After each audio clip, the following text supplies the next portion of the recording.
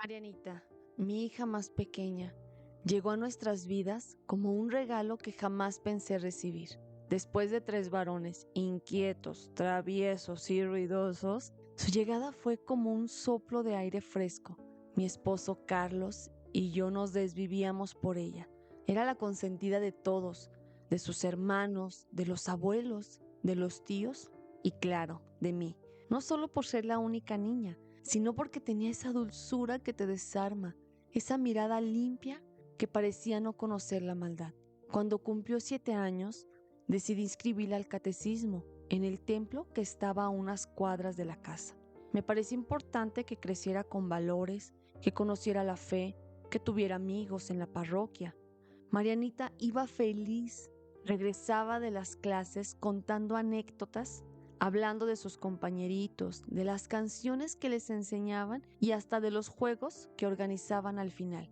Yo, al verla así, sentía que estaba haciendo lo correcto. El problema comenzó unos días antes de su primera comunión. El grupo de catecismo organizó un retiro espiritual para los niños. Sería un fin de semana en un lugar campestre, con juegos, actividades y reflexiones. Carlos de inmediato dijo que no. Nunca le gustaron esas salidas donde no conocíamos a todos los adultos a cargo y donde uno como padre no estuviera presente. Pero Marianita, con esos ojos suplicantes y su vocecita dulce, me convenció. Y yo, a la vez convencí a Carlos. Van a ir todas sus amiguitas, no pasa nada, le dije. Él accedió, no muy convencido, pero lo hizo. El viernes por la tarde la dejé en el punto de reunión. Marianita llevaba su mochilita rosa, con flores, su suéter preferido y una ilusión que casi podía tocarse en el aire. Le di un beso y la vi subir al camión. Ni por un instante pensé que esa sería la última vez que vería esa sonrisa sin sombras. El domingo al mediodía, el grupo regresó. Entre los niños que bajaban corriendo y riendo, mostrando dibujos, vi a Marianita, pero no venía corriendo hacia mí. Caminaba despacio, con la mirada clavada en el suelo. Su mochilita colgaba torcida y sus manos apretaban fuerte una pequeña bolsa de dulces. Me acerqué, la abracé, pero su cuerpo estaba rígido. No me devolvió el abrazo como siempre. La miré a los ojos y lo que vi me heló. Estaban apagados, tristes, y había algo más, algo que no sabía describir, pero que me hizo sentir un nudo en el estómago. En el camino a casa, no habló. Le pregunté cómo le había ido, si se había divertido, qué juegos hicieron, y sus respuestas eran cortas, casi murmuradas. Al llegar, subió directo a su cuarto y cerró la puerta. Aquella noche cenó poco y se acostó temprano. Carlos me miró preocupado, pero yo traté de tranquilizarlo. No te preocupes, seguro está cansada. Eso fue lo que le dije con voz segura. Pasaron los días y la tristeza de Marianita no se iba. Ya no quería ir al catecismo, evitaba a sus amigas y pasaba horas dibujando sola en su cuarto. Los dibujos me inquietaban. Ya no eran flores o casitas, sino sombras, cruces y figuras con rostros tachados. Una noche mientras Carlos dormía, la escuché llorar bajito. Entré a su cuarto y me senté junto a ella. Le acaricié el cabello y le pregunté con el corazón en la mano qué había pasado en el retiro. Pero ella solo me abrazó con fuerza, como si quisiera esconderse en mí, y repitió una y otra vez: "No quiero volver, mami, no quiero volver". No insistí más, pero al día siguiente recibí una llamada que cambió todo. Era Gloria, la mamá de una de las niñas del grupo. Me habló rápido, como si no quisiera que se le enfriara el valor. Me dijo que había pasado algo en el campamento, algo que no debería repetirse nunca. Según su hija, le dijo que Marianita fue el blanco de burlas y humillaciones por parte de varios niños. Y lo peor, algunos adultos lo permitieron. Gloria no podía bajar la voz más de lo que ya lo hacía. Hablaba entre susurros, como si temiera que alguien pudiera escucharla. Me dijo que su hija Sofía estaba muy alterada desde que regresaron del retiro. Lloraba por las noches y se negaba a hablar, hasta que finalmente le contó algo que la dejó helada. no sé cómo decirte esto, dijo Gloria con un tono que me encogió el corazón, pero lo que pasó allá no fue un simple juego de niños.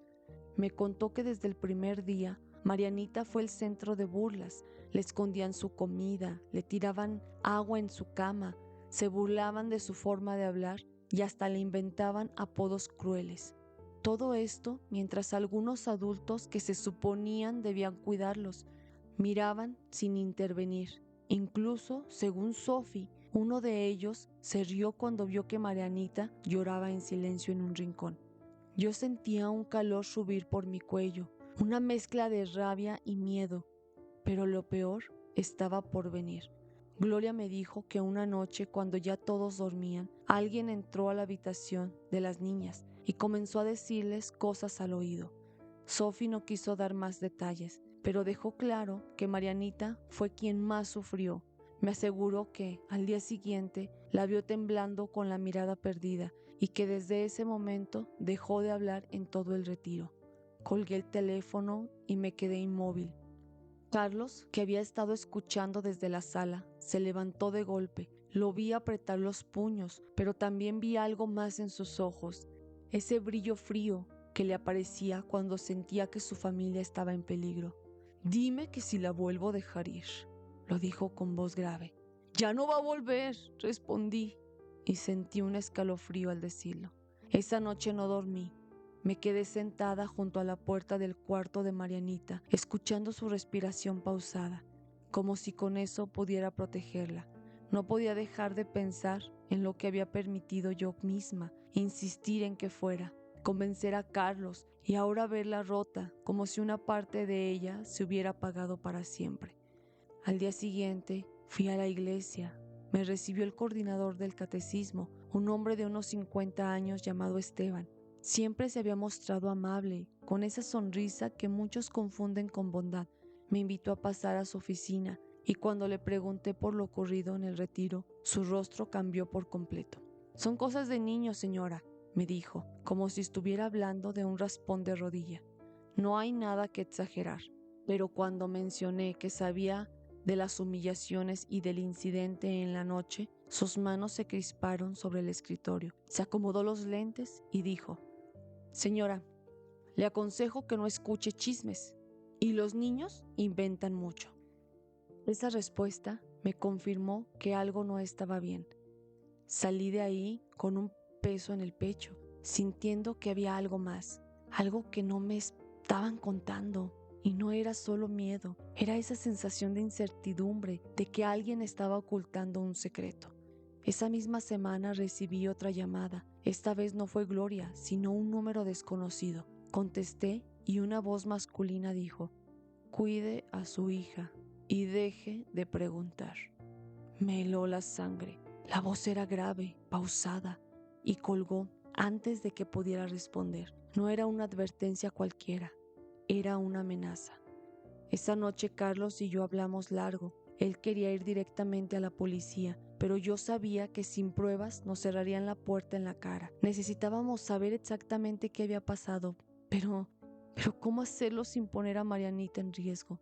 Entonces tomé una decisión que me pesaría por siempre: hablar con mi hija, aunque eso significara obligarla a revivir lo ocurrido. Entré a su cuarto, me senté a su lado y con la voz más suave que pude le pedí que confiara en mí. Ella me miró y en sus ojos vi no solo la tristeza, sino también el miedo de alguien que había aprendido demasiado pronto que no todos los adultos están para protegerte. Y entonces, con un hilo de voz, empezó a contarme lo que pasó esa noche en el retiro. Marianita me abrazó fuerte. Antes de hablar, como si necesitara aferrarse a algo que le diera valor. Sentí su respiración agitada contra mi pecho y por un instante dudé si debía insistir, pero ya no podía seguir en la oscuridad. «Mami», susurró, «esa noche estaba dormida, pero me despertó una voz. No era de una niña, era de un señor». El corazón me dio un vuelco. Ella continuó con los ojos fijos en un punto de la pared, como si al no mirarme pudiera soportarlo mejor. Entró a la habitación y dijo que era un juego de confianza. Se acercó a las camas. Primero habló con otras niñas. Les dijo cosas feas, pero se reía. Y cuando llegó conmigo, me tapó la boca con la mano. Y me dijo que si gritaba, iba a hacer que todos me odiaran más. Dijo que nadie me iba a creer y que mejor me quedara callada. Pasé saliva para no llorar. Sentí cómo se me entumecían las manos de pura rabia contenida. ¿Quién era, hija? ¿Quién era?, le pregunté. Ella dudó unos segundos y luego lo soltó. Era Esteban, mamá, el del catecismo. La imagen de su sonrisa hipócrita me atravesó como un cuchillo. Todo encajaba: su indiferencia, sus excusas, la llamada de advertencia. Me levanté de inmediato y busqué a Carlos. Se lo conté todo, palabra por palabra. Vi cómo la rabia le transformaba el rostro. Esa noche no dormimos. Decidimos que antes de ir a la policía reuniríamos pruebas. Hablé con Gloria y con otras mamás. Algunas al principio negaban saber algo, pero con el tiempo fueron confesando que sus hijas también habían sufrido humillaciones y amenazas. El problema era que todas tenían miedo y no querían meterse en problemas con la iglesia. Pasaron los días y empezamos a notar cosas raras.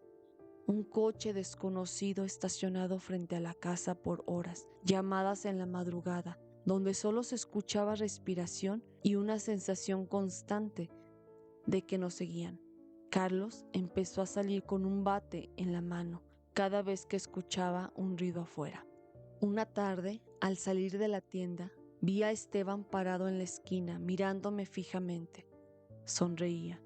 No dijo nada, pero su presencia fue suficiente para helarme. Sentí que ese hombre jugaba con nuestras mentes y que quería que supiéramos que estaba ahí. Quería que le tuviéramos miedo. Y sí, sí lo teníamos, y mucho. Finalmente, Carlos y yo decidimos ir a la policía. Llevamos los testimonios que logramos obtener, grabaciones de llamadas amenazantes y los dibujos de Marianita. Nos atendió un agente joven que parecía interesado hasta que escuchó el nombre de Esteban y vio que trabajaba para la iglesia. De pronto su tono cambió. Nos dijo que era complicado, que sin pruebas físicas no podía hacer mucho y que mejor lo dejáramos ahí. Salimos de la comisaría con una certeza amarga. Estábamos solos. La policía, que se supone que está para ayudar, nos había cerrado las puertas. Pero no nos quedamos de brazos cruzados. Protegimos a nuestra niña a capa y espada para que ella nunca más volviera a sentirse desprotegida. Reunimos a todos los más involucrados y personas de confianza y fuimos al templo donde estaba Esteban. Llegamos y él, como siempre, hablando con la gente y con esa sonrisa tan peculiar que siempre tiene para dar confianza. Nos vio llegar y rápido cambió su sonrisa por una cara de enfado, una cara que nos demostraba que ese era su territorio y lo estábamos pasando. Rápido se fue con el padre para hablar y decirle que queríamos manchar su reputación. Nosotros seguimos avanzando y llegamos también donde está el padre. Hablamos con él, le dijimos lo que Esteban estaba haciendo con nuestros hijos. La cara del padre no fue para nada de sorpresa, más bien todo lo contrario, como que él también sabía lo que Esteban estaba haciendo. Nos miró el padre y con una voz fuerte nos dijo: «Esta es la casa de Dios y aquí no pueden hacer escándalo. Y con respecto a Esteban, yo me encargaré de ese asunto. Y por favor les pido que salgan de la iglesia». Todos nos quedamos en shock con su respuesta. Nos retiramos y comenzamos a poner propaganda fuera de la iglesia y por las calles cercanas de que tuvieran cuidado con las personas que profesan su supuesta fe y ayudan en la iglesia. Al muy poco tiempo nos enteramos que Esteban ya no trabajaba allí y se cambió de casa junto con su hijo, del cual no sabíamos de él, pero que al enterarnos supimos que era el policía que tomó nuestra declaración. aquel día que fuimos a levantar nuestra denuncia y que por eso nunca se nos hizo caso. Por un tiempo no estuvimos tranquilos. Estábamos con la incertidumbre de que en qué momento va a aparecer nuevamente los fantasmas del pasado. Pero poco a poco fuimos estando tranquilos. Toda mi familia comenzamos una nueva vida. Tomamos terapia para poder sanar esas heridas tan dolorosas y difíciles de sobrellevar. Marianita entró a una escuela nueva y cada uno de nosotros cambiamos nuestro entorno. Esto nos ayudó a estar más unidos como familia y a cuidarnos con amor. Lo más terrible fue entender que el peligro no siempre viene de un desconocido en la calle. A veces está vestido de buen vecino o de hermano de la fe o de amigo de la familia. Por eso nunca confíes en nadie, por más buena cara que tenga, por más tiempo que lo conozcas y sobre todo siempre, siempre cuida a tus hijos. Porque cuando se trata de proteger a los tuyos, la ingenuidad es un lujo que no puedes darte y las heridas que deja la traición de alguien en quien confiabas jamás cicatrizan por completo.